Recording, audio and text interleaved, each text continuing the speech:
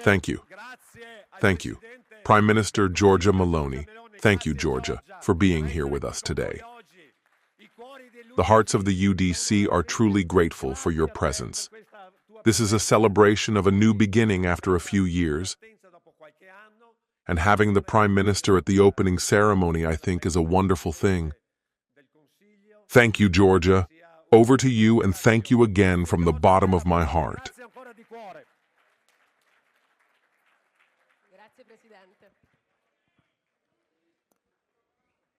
Thank you, Mr. President. Thank you.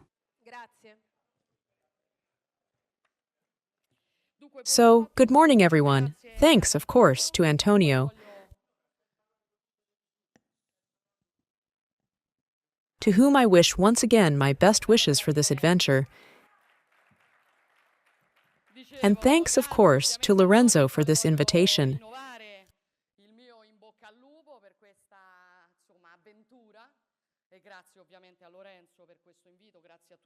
I really wanted to be here, even though I've driven the organization a bit crazy with the schedule, even if only for a brief greeting, because few people are more aware than I of how important it is for a political party to celebrate moments like the one you are celebrating over these 2 days.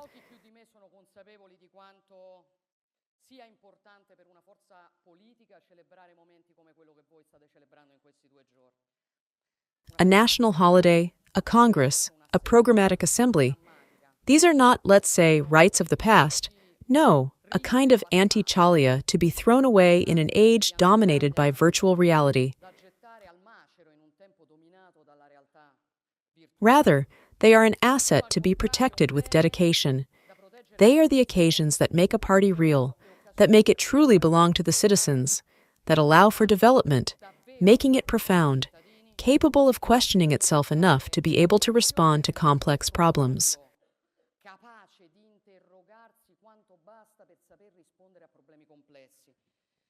We live in a time when they'd like to convince us that all this should be scrapped, that ultimately it's pointless, that participation and the democratic life of a party can be exhausted, can be replaced with a simpler online vote, with a live stream. However, those who truly believe in democracy, those who believe in the value of politics, know that nothing can ever replace the interaction between real people, looking into each other's eyes, the thrill of feeling part of something bigger, of feeling part of a community that fights with you for the same values you believe in.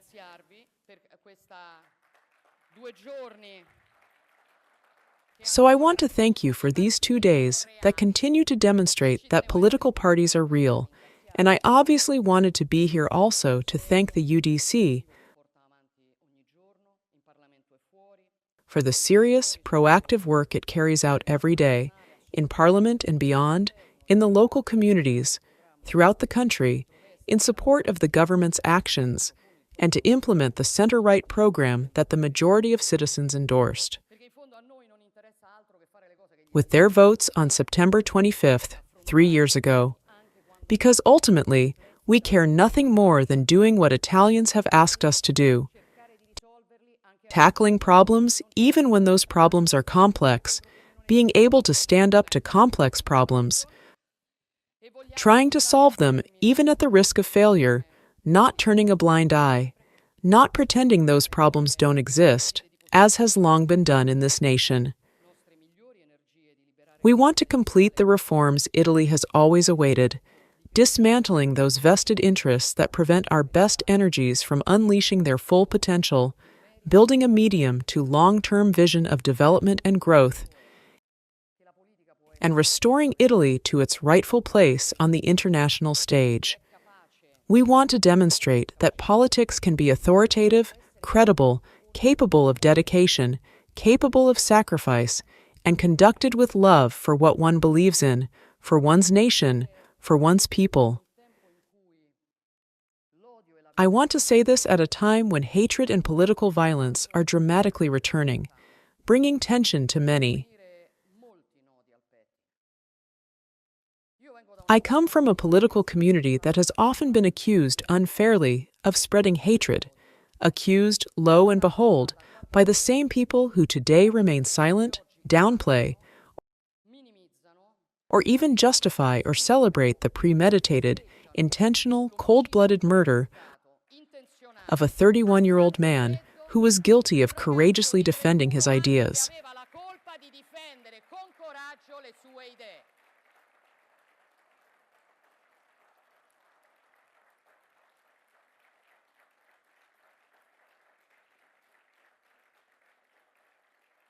He simply sat in public and allowed anyone to challenge him to a debate on any issue because he was convinced of his beliefs. He did it with a smile on his face. He did it with respect, and that was scary, because when you have no arguments, you fear those who do. I've seen it happen many times. Those who have no arguments are left with only the weapon of criminalization, the weapon of insult, the weapon of the opponent's unpresentability, the weapon of violence that always begins as verbal abuse, but sometimes turns into physical violence. I say this also because in recent days, I've read many inhuman comments on Charlie Kirk's death, and I've read some other appalling ones. One of these is by Piergiorgio Odifreddi, a left-wing intellectual who said that shooting Martin Luther King and shooting a MAGA representative are not the same thing. Now I'd like to ask this illustrious professor what exactly he means. Does he mean that there are people who are legitimately shot based on their ideas, or who are less serious about always shooting because we don't share their ideas, or who are understandably tempted to shoot based on their ideas?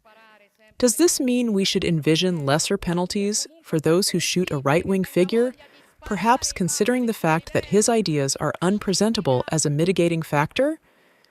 I believe the time has come to hold the Italian left accountable for this constant downplaying, or even this constant justification of the criminalization and violence against those who don't think like them,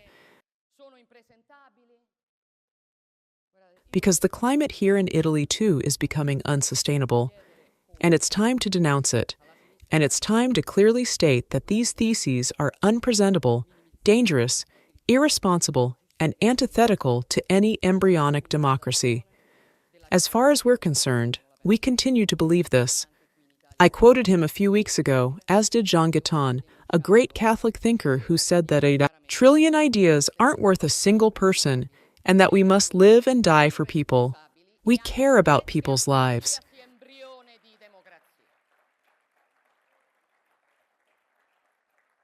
We care about the fact that the playing field we have chosen is the field of reality, where what matters is not ideology, but the ability to get to the heart of problems, the ability to address those problems, the ability to solve those problems. This is what drives our political action, what nourishes the meaning of our daily work. We willingly leave everything else to the arrogance of those who think it's possible to shape reality according to their own beliefs. We like to delve into issues, even the thorniest ones, even those seemingly too difficult to address, then evaluate all possible options, courageously choose and pursue the option we believe to be most effective. In what we do, we bring that concreteness, that humanity, that attention to citizens' needs that Italians have recognized for over 30 years in the center-right and in all its political forces. Political forces that are different from each other, each with its own history, each proud of its own history, its own identity, its own cultural heritage. But they know how to stay together, that stand up to the adversary, not out of a lust for power, that stay together because they share the same fundamental worldview. We are together, I have said many times by choice, because we pursue the same goals, we defend the same values, we fight for the same idea of Italy, and our differences make us stronger because our identities are compatible, because among us it is easy to find a synthesis in this composite yet united identity. A significant part is tied to the ideas that have developed within the conservative and Christian liberal tradition, ideas we continue to carry forward, clearly always adapting them to the changing context. This is why, I confess, Some comments I read the day after my speech at the Rimini meeting made me smile a little. Some said I'd become a Christian Democrat 2.0, then who knows, but why not 3.0, 4.0? Some said I was hunting Catholics to favor, so don't worry, I don't want to hunt you. The birth of a clerical Melonism, I'm having a blast. Some accuse me of seeking Catholic support because the Italian right needs religious legitimacy and so on. Now, I reassure everyone, I'm not chasing anyone away. I'm not seeking religious legitimacy. I clearly hope our Lord will lend us a hand, but that's a whole other topic. Ultimately, I don't want to chase anyone away. I'm still the same person. I'm still myself. Also because I've never had any respect for shape-shifting politicians who chase contingencies. What I said at the meeting reflects what I've always believed in, reflects what the entire center-right has always believed in, the defense of Italy's national interest, Italy's role on the European and global level, the dignity of work, the defense of the productive fabric, the centrality of the family and birth rate, attention to school and education, respect for the law. These are part of my DNA. They're part of your DNA. They've always been part of the center-right's DNA. We've always been the same. We've always said the same things. And maybe a year ago, 5 years ago, 10 years ago, we weren't talking about defending the family. We weren't talking about the need to encourage the birth rate. We weren't talking about demographic decline. We weren't talking about the need for Italy to regain awareness of its role in the world. We were saying exactly the same things. We were saying it now. We're saying it today. If there's a difference between us, it's something else entirely.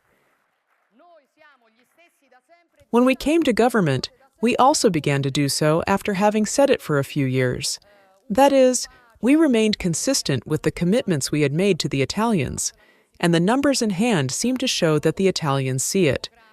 They see that we're giving it our all, that we're not holding back, that the agenda we're pursuing isn't a personal agenda, but a national one. We're calling this nation. We're working to give it back the future of well-being, prosperity, and authority it deserves.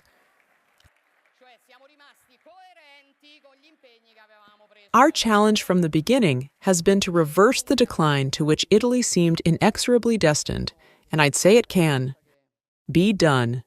It takes a lot of work, a lot of dedication, a lot of sacrifices, but it can be done. Italy has returned to being a leading player internationally. It presents itself as politically stable, clear in its positioning, courageous in its choices, solid economically and financially. You've read the latest data, the macroeconomic data say it, GDP growth says it, the employment figures say it, over 1 million jobs created in 1,000 days, the renewed confidence of investors and markets says it.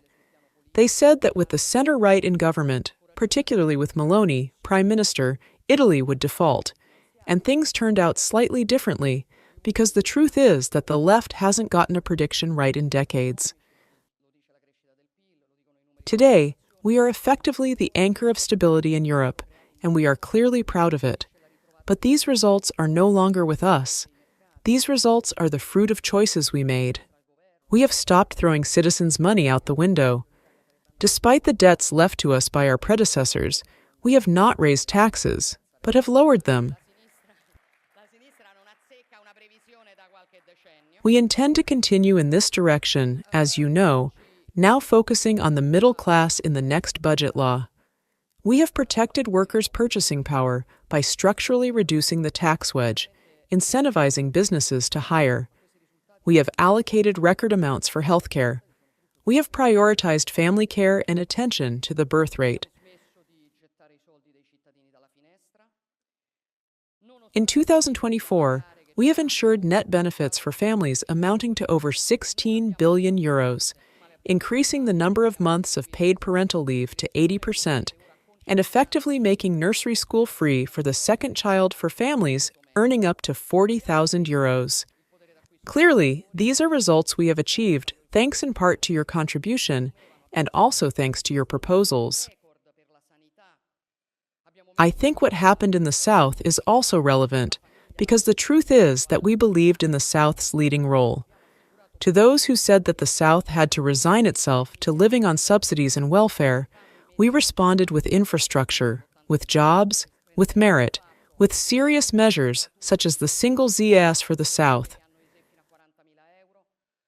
The data released yesterday by Istat on employment, which shows the highest employment rate in the South since 2004, that is, in the last 20 years, demonstrate how proud the South can be. We have put security back at the center. We have defended our men and women in uniform with more dignified salaries and greater resources. We will continue to resolutely combat mass illegal immigration, despite those who would at all costs prevent us from defending the safety of our citizens and fighting the maritime mafia. Above all, we are committed to giving this nation a more modern architecture, a stable political system that guarantees the right of citizens to decide who governs them. We want to put an end to the era of technocratic government overturns, cobalt-light governments that run over the heads of Italians and have no correspondence with the will of the people. Italians demand governments chosen by the citizens, stable, with the necessary time to carry out the program with which they present themselves before the citizens.